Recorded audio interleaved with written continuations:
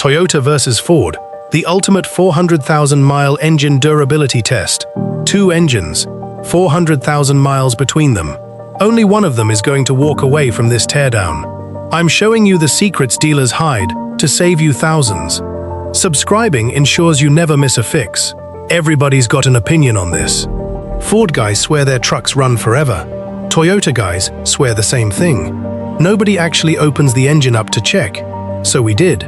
We found two trucks, same rough mileage, same rough age, both daily driven, both maintained by regular owners, not fleet vehicles, not babied garage queens. One Ford, one Toyota. Both past the 400,000-mile mark. We're going to tear both of these engines all the way down to bare metal. Measure the wear, compare the internals side by side, and by the end of this video, you're going to know exactly which one actually earned its reputation, and which one's been coasting on marketing. Finding these trucks wasn't easy. High-mileage vehicles that are still running, not sitting in a junkyard, not already torn apart. Those are rare, because if an engine's still alive at 400,000 miles, the owner usually isn't selling. We tracked down the Ford first. Same owner since new. Full service records. No major engine work, ever, just regular maintenance. Then we found the Toyota, same story. One owner, full paper trail, no rebuilds. That matters. If we tore down a truck with a mystery rebuild in its past, none of this would be a fair test. These two are as close to apples as you're going to get in the real world. We start with the Ford. Pull the engine, drain the fluids, mount it on the stand. First thing we check, the timing components. This is usually where a high-mileage engine tells on itself early, because timing chains and guides take constant load every single time the engine runs. We pull the cover, and right away, there's stretch in the chain. Not catastrophic, but it's there. Measurable slack that shouldn't exist if everything inside was still tight. We drop the oil pan. This is where the real story lives. The bearings, the crank journals, the cylinder walls. This is the stuff a dealer never shows you, because by the time it matters, the truck's already been traded in. The bearings show wear, not destroyed, but you can see the copper starting to show through in a couple spots. That's the bearing material thinning out after 400,000 miles of load. The cylinder walls still have some crosshatch pattern left, which is a good sign, but there's a slight ridge at the top of the bore, where the piston rings stop traveling.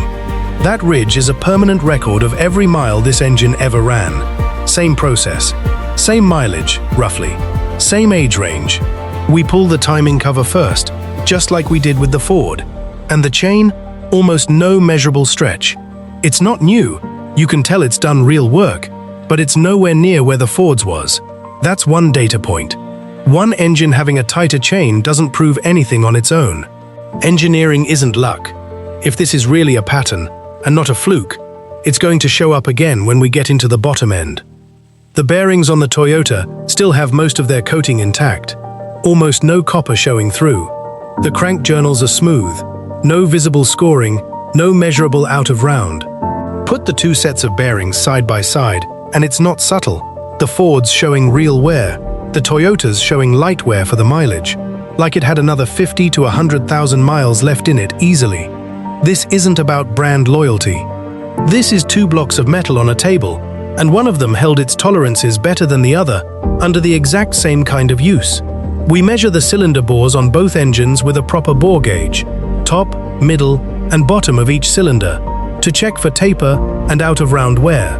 The Ford's numbers are within factory spec, even with the bearing wear we saw. That actually surprised us.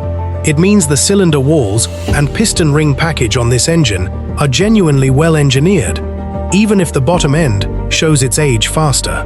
The Toyota's numbers are also within spec, even tighter, cylinder to cylinder, with less variation between them. So here's the real picture forming. The Ford isn't a bad engine, it's a good engine that wears one specific area, the bottom end, faster than Toyota's equivalent design does under the same conditions. Here's the actual engineering reason, not the internet forum reason. Bearing clearances, oil film thickness, and the metallurgy of the bearing material itself all play into how long a bottom end lasts under sustained load. Toyota has historically run tighter tolerances and a bearing alloy that holds up better over very high mileage. That's not an opinion. That's what we're looking at on this table right now. Ford's engineering priorities on this platform lean toward towing capacity and low-end torque, which is a real strength.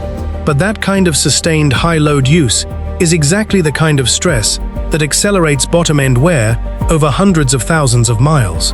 Neither approach is wrong. They're built for slightly different jobs, but if the single question is, which one survives longer with standard maintenance and no rebuilds, the metal on this table just answered it. Timing components, Toyota, tighter tolerance, less measurable stretch.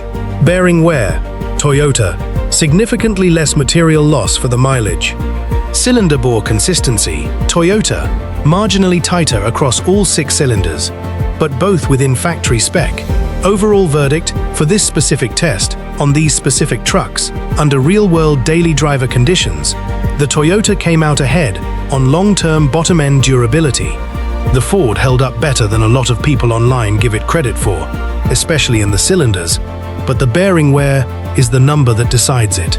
That doesn't mean every Ford dies early and every Toyota lives forever.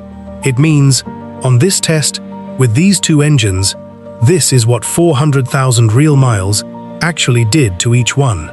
Buried in the Ford's bottom end, there was a component showing wear in a spot we don't normally check first, and it's the kind of wear that, if you catch it early, costs you $80 to fix. Catch it late, and it's the reason engines like this one end up needing a full rebuild years before they should. We're breaking that part down completely in the next video. What it is, why it fails quietly, and how to check yours before it becomes a 4-figure repair bill. I'm showing you the secrets dealers hide to save you thousands. Subscribing ensures you never miss a fix, because this next one could save your engine.